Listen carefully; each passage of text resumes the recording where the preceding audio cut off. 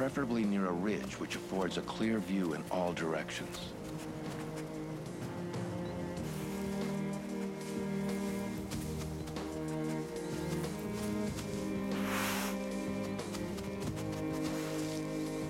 During this time of bearing and rearing, the pack will never be far away.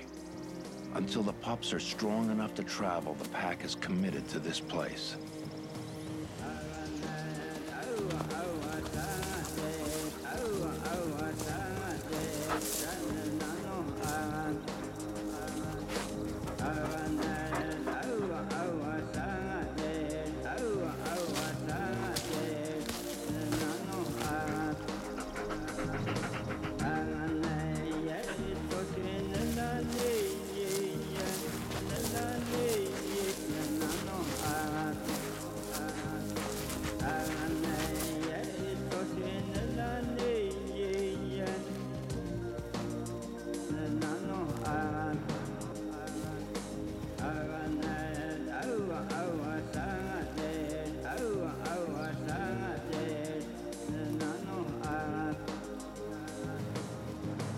Born in early May, the pup's first visit to the outside world will come if the birth den is threatened in some way.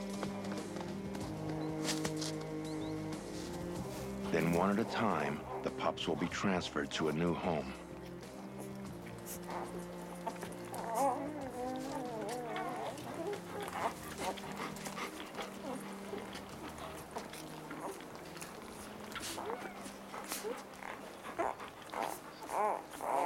During these weeks, the pack waits for the pups to join the group, but not as disinterested observers.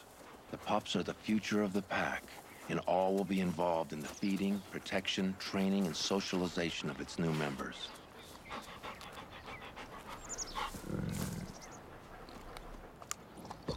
This pack's alpha male is big even by wolf standards, at 125 pounds. The black-faced wolf is one of his sons, a 60-pound yearling male.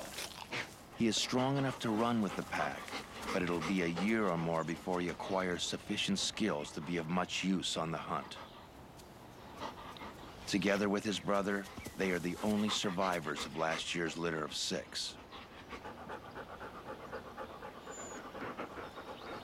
At 2 years old, one or both of these young males may break off from the pack to start packs of their own.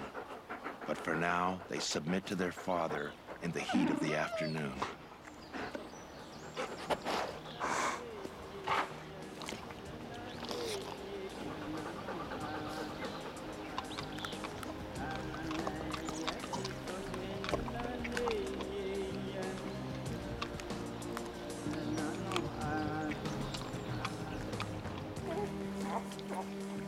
Because newborn pups have no way to regulate their own temperature, their mother's body heat is the only thing that keeps them warm.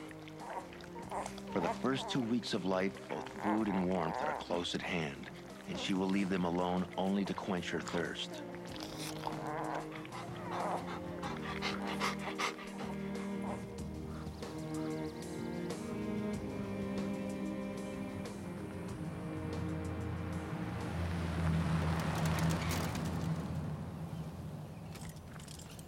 In the wide open country behind the Sawtooth Mountains, it's the Nez Perce tribe that is reintroducing their old friend the wolf to central Idaho.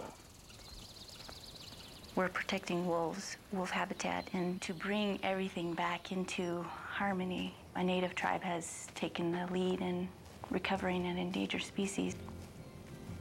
It's a fairly sizable landscape. It includes about 15 million acres. So the only way that we can really keep track of wolves is from the air. So we rely heavily on aerial radio location. Radio collars and telemetry are modern tools to help the Nez Perce do what is right for their children and grandchildren. We've got a visual over there on Thunder Mountain. We're going to go take a quick look, get a count. We'll be over there. Just knowing that they're there and you can hear the radio signals is pretty exciting. Wolf recovery is not so much a biological challenge as a social challenge. Biologically speaking, the wolves are doing very well. We suspect by the time the field crews get through with gathering all the pup counts this summer, we will be over the 100 wolf mark. And if given half a chance, they will reproduce, they will recover, and I think they're here to stay in Idaho.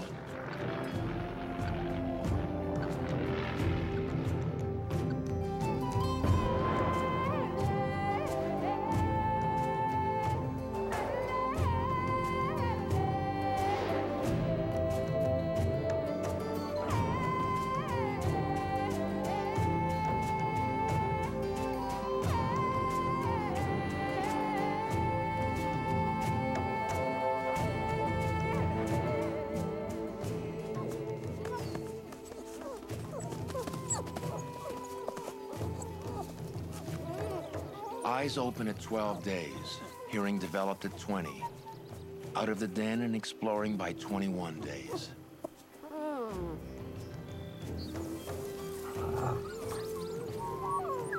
With infinite patience, the yearlings supervise the pups in turns, becoming targets for this nibbling, nuzzling, chewing mob. In these first weeks, they are already playing together, and the skills they practice now will serve the pack in the years ahead.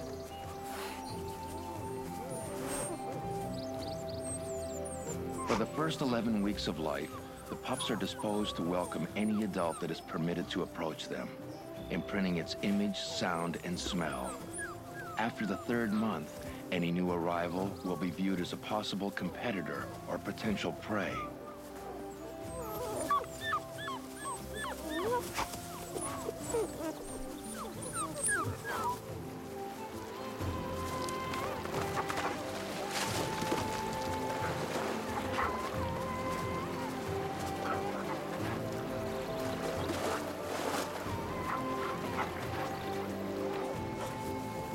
Enthusiastic reunions bring the smells of the outside world, along with the regurgitated meat that is the pup's first solid food. They constantly solicit returning adults to stimulate this process. And by this group feeding strategy, family bonds are strengthened.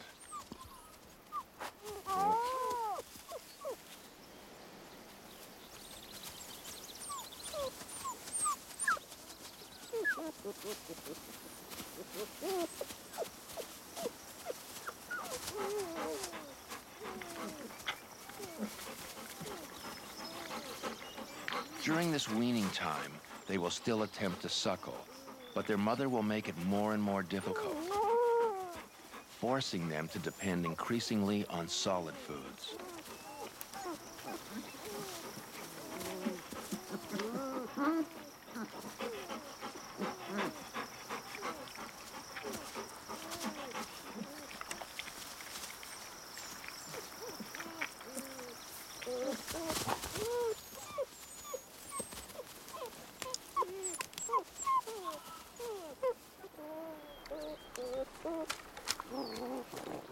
Learning by doing, relating the meat of their meals with the bones that arrive with returning adults.